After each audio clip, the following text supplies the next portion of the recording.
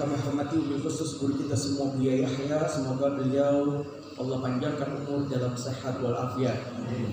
Bismillahirrahmanirrahim. Langsung saja, ketika jenazah dalam keadaan wafat, maka jenazah diletakkan di ruang tengah rumah, di mana kepala kiri jenazah berada di sebelah arah kiri kiblat. Kepala jenazah berada di sebelah kiri kiblat. Jadi kita analogikan sekarang kiblat adalah menghadap ke arah sana.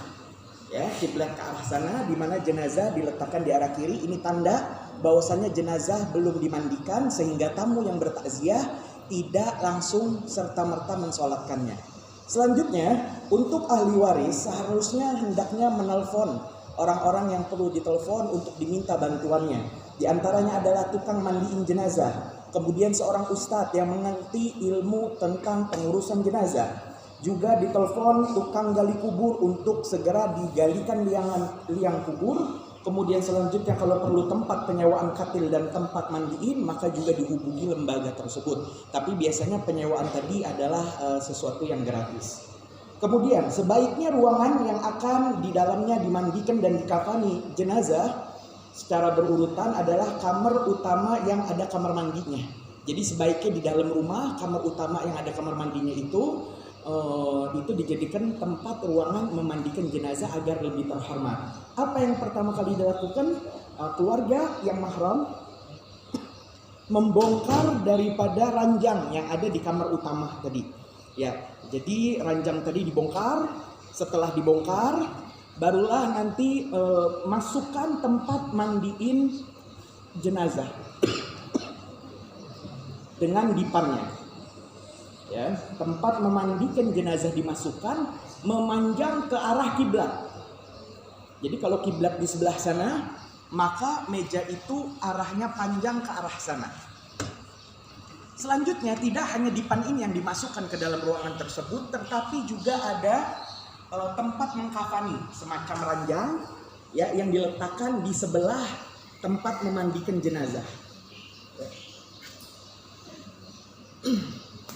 Ya, kita anggap saja ini sebagai tanda daripada ranjang yang diletakkan tidak terlalu jauh di dalam ruangan itu, juga memanjang ke arah kiblat. Selanjutnya, ruangan tersebut seharusnya dalam keadaan sepi, tidak ada yang masuk kecuali hanya tukang mandiin, ya, artinya yang bukan mahram yang sejenis, dan juga masuk untuk membantu adalah mahram pihak keluarga yang sejenis selama masih ditemukan. Tafadhol, ini adalah perwakilan dari keluarga ahli waris jenazah seorang lelaki. Kemudian selanjutnya, untuk jenazah ditaruh di atas dipan pemandian dalam keadaan terlentang, di mana wajah menghadap ke arah kiblat. Di mana diletakkan wajah menghadap ke arah kiblat, bukan di arah kiblat. Ya, wajah menghadap ke arah kiblat. Ya, demikian, karena kiblat di sana, maka wajah mengarah ke arah kiblat, di mana demikian. Ya.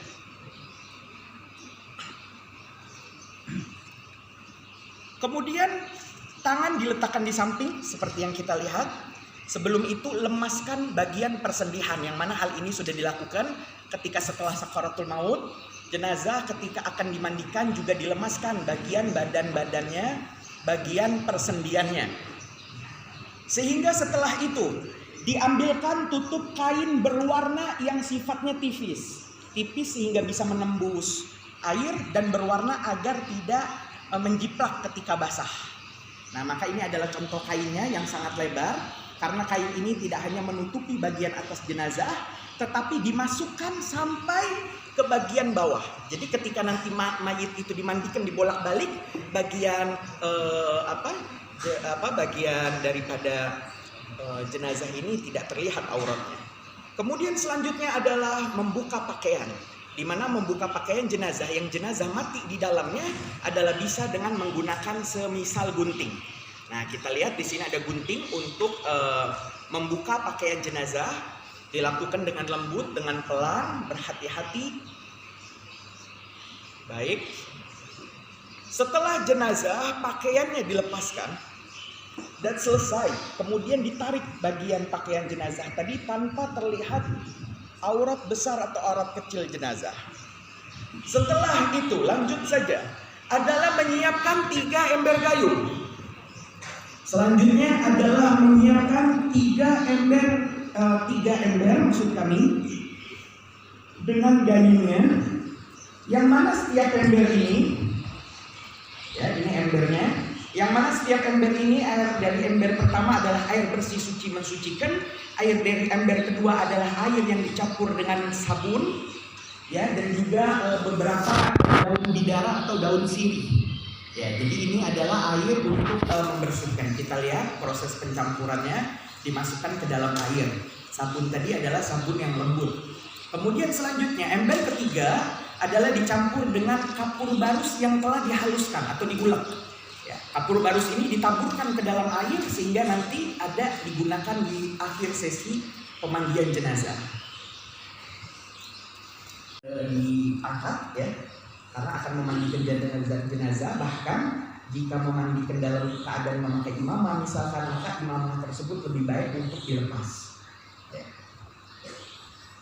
Selanjutnya memakai sarung tangan. Najis pertama kali dilakukan adalah mendudukkan jenazah.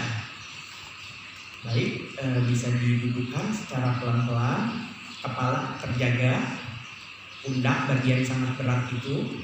Kemudian setelah itu tanpa membuka aurat bagian belakang, salah satu daripada tukang mandi ini memencet bagian perut jenazah, di mana bagian tengah itu dipencet dari arah atas, dipencet ke arah bawah, sehingga ketika dipencet itu keluarlah kotoran-kotoran yang tersisa di dalam perut jenazah yang mungkin akan mengakibatkan cepatnya busuk jenazah di dalam kuburan tadi. Dibersihkan sehingga keluar semua kotoran tadi.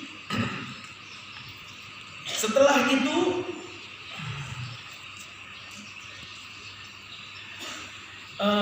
itu kita istinjai jenazah ya. Diistinjai dengan bantuan sejenis kain yang digunakan bukan di tangan kanan tapi di tangan kiri, dan di situ terlihat bagian lutut jenazah diangkat sedikit, di mana di situ mulailah diistinjai dengan bantuan, setelahnya segera mensucikan dari sisa-sisa kotoran yang saat dipencet itu keluar semuanya. Maka setelah suci jenazah dari najis, selanjutnya adalah mensucikan jenazah daripada hadas besar sebab kematian. Maka yang pertama dilakukan adalah niat memandikan jenazah. Ya, niat memandikan jenazah. Setelah tukang mandiin meniatkannya, kemudian setelah itu mandikan jenazah dengan air putih diratakan sebanyak 3 kali. Tafadhol, di mana meratakan air ini tidak asal diratakan, tetapi dimulai dengan 7 bagian, dimulai dari kepala. Setelah bagian kepala disiram air suci mensucikan, dilanjut dengan bagian badan atas kanan, dimulai dari dada, terus hingga sampai ke jari jemari. Dilanjut dengan bagian tangan kanan, dimulai dari ujung jari hingga ke pundak. Selanjutnya bagian yang keempat yang dibasuh adalah bagian badan atas kiri jenazah. Ya, dibasuh dari dada memanjang hingga jari jemari. Dilanjut, baru setelah itu jenazah diputar balikan dengan cara yang keenam yang dimandikan adalah